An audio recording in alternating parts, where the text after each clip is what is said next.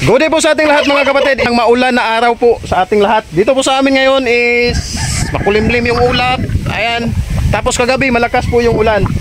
May ibabahagi lamang ako kasi may nakita po akong kapwa natin nag-aalaga ng mga hayop na inatake po ng asong ligaw yung kaniyang mga hayop.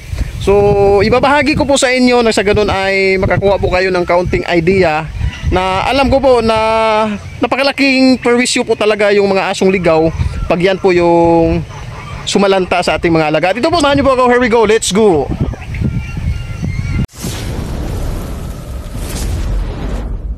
Alin po mga kapatid, ito po yung aking pabuhan. Kung nakikita nyo, kaya ko po gustong ibahagi ito sa inyo dahil naranasan ko na rin kasi na inatake ng mga asong ligaw yung aking pabo dito. Sobrang dami po ng na-damage. Salamat na lang sa Diyos dahil itong mga kapitbahay ng aking pabuhan is relatives lamang ito ni Mrs. Kumbaga, naagapan po nila. Yung time na yon, itong pabuhan ko po is madilim. Wala akong pailaw dito. Pero ngayon, ang ginawa ko pong action plan is pinailawan ko po. Tuwing gabi, maliwanag dito.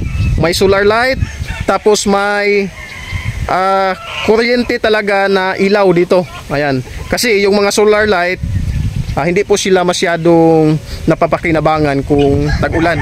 Ayan to. So pinaka-purpose natin dito is maliwanag po yung ating pabuhan.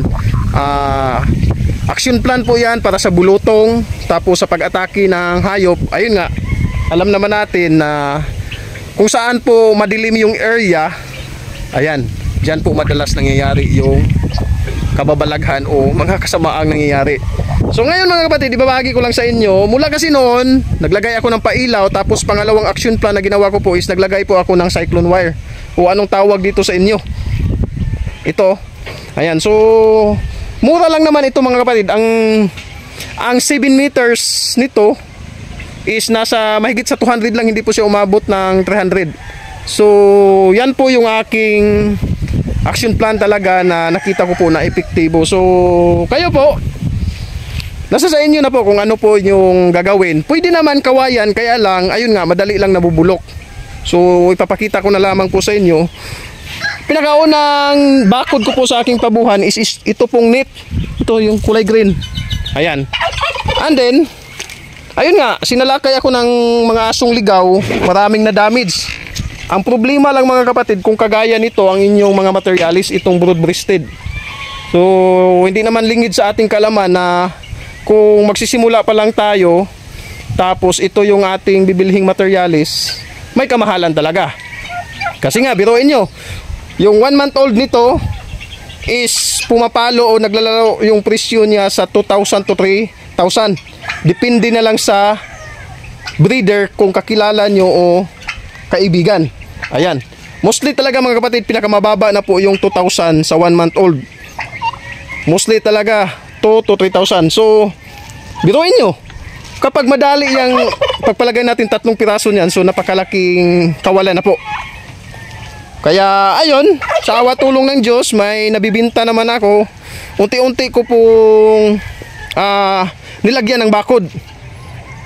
Ayan, hanggang sa likod po ito. Ayan o, malaking bagay kasi ito mga kapatid na hindi po makapasok yung aso. Kumbaga, kombinasyon po ng pailaw, naglagay po ako ng mga LED lights. Tapos solar, ayan, solar light. Kaya lang yung solar light minsan hindi naabutan ng umaga. Pidok. Ayan, hanggang sa kabuuhan na po talaga ng aking pabuhan, nilagyan ko po ng bakod na interlinks o cyclone wire, anong term sa inyo. Ito, ang banda dito sa likod, scrap po itong nabili ko. O ayan, tibay-tibay ito kasi malalaki, tapos maliit yung mata. Scrap po ito hanggang doon mga kalahati. Hindi umabot ng kalahati, nasa mga 40%. Yung 60% ay is yun po yung binili ko na interlinks. Ito. Mula noon mga kapatid, nang naglagay na po ako nito, pailaw at saka itong bakod na ito, ayun, sa awa tulong ng Diyos, hindi na po uli ako nasalanta ng aking aso. Hindi na po nasalanta ng aso yung aking mga pabo. Dito nga oh. Dahil parang naging pubya sa akin eh. Itong mga kulungan ko po, itong division ng mga kulungan ko, binakuran ko talaga ng interlinks. Ayan. Nang sa ganun ay safety. Kasi nga, biruin nyo po, kagaya nito, Bourbon Red, madamis yung Bourbon Red mo na mga materialis, malaking kawalan na po. Ang estimated na gasto ko lang naman dito sa interlinks na ito, nasa mga 3,000 plus. Ayun, yun lamang po yung estimated. Kasi nga, hindi naman masyadong malaki itong aking binakura na area. Pero sana po mga kapatid, nakakuha po kayo ng kaunting idea na ito lang po yung nakikita kong solusyon.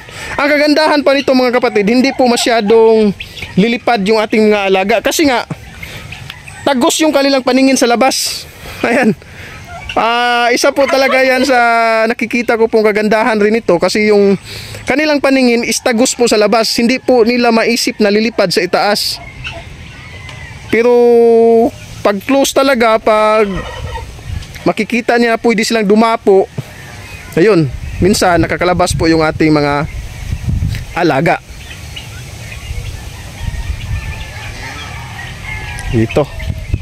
Dito nga, itong mga division ko talaga pinalibutan ko talaga ng bakod na ito, nakabili rin ako ng ilang piraso nito. Ito kasi yung pinakauna dito na side. So ito yung una kong binili. Ayan. Mahal-mahal ito ng kunti. Kaya ayun nga, pumasok sa aking isip is itong cyclone wire o interlinks. Anong pinakapangalan talaga nito? Itong diamond ba?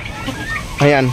Ang maganda lang dito, para matibay po talaga siya, is lagyan niyo ng pinaka-guide sa itaas at sa ibabaw. Ito nga, may nakita ako nung kasagsagan ng bagyo, may mga napuputol kasi na wire ng internet Ayan.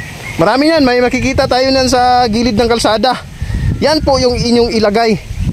Pwede naman lubid, kaya lang yung lubid mga kapatid minsan nabubulok. Iba kasi itong wire ng internet alambre yan na hindi kinakalawang. So yan po yung magandang ilagay sa ilalim at itaas. Hindi rin yan nangangat-ngat ng aso Maganda pa nga nito is tahiin ng nylon. Ayan. Yung pinakababa nito mga kapatid is tinali ko talaga yan ng nylon ito. Ayan. Tinali ko talaga. Kasi nga, pwede ditong dumaan yung aso sa ilalim. Pero sa kalagayan yan, maganda. Maganda po yung kinalabasan mga kapatid. Madali lang yung i-install kasi nga, pagka latag, ipapasok sa lubid or nylon, ayos lang. Yung mga malalaking nylon na lang, yung tag 200 yung kilo, pwede rin yun. Kaya lang nangangat-ngat yun ng daga. Minsan kasi yung daga yung problema. Yan po ang aking problema nung naglagay ako net. Itong kulay gray na net. Tapos yung pinaka pundasyon sa ilalim, nylon at lubid po yung aking ginawa. Ayun. Pag lubid, nagabok. Kung sa Bisaya pa, nagabok o nabubulok. Yung nylon naman, minangat-ngat ng daga. Pag napuputol, so wala nang tibay yung net. So ayun, yung kombinasyon ko sa aking bakod ngayon is yung pinaka nagbibigay tibay is yun pong wire ng internet. Tapos itinali ko yung net, itong kulay green na net at interlinks. Ayan. So yung mga predator kagaya ng daga, ahas, ang daga hindi natin masyadong napipigilan talaga yung daga. Yung ahas mga kapatid, ayan, yung ahas is mahuhuli po diyan sila sa net. Nakahuli na po kami ng sawa dito na nasangit po sa net. Tapos yung aso talaga mga kapatid, hindi na po nakakapasok sa ganyan.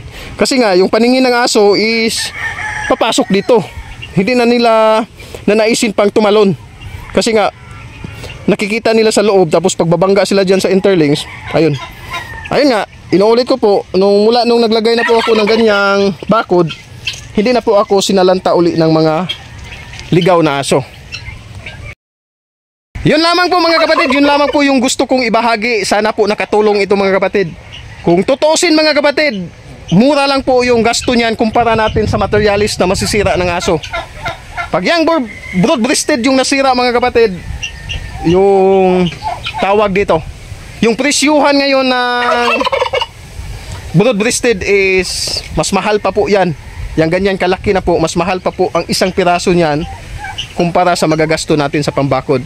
So sana po nakabigay ito ng kaunting impormasyon sa mga baguhan o sa mga problema po pagdating po sa aso o sa mga predator na posible pong manalanta sa ating mga alaga. Hanggang dito na lang mga kapatid. Lagi niyo pong tandaan na paggawa ng mabuti ay di nagbubunga ng masama. See you on my next vlog. Bye bye.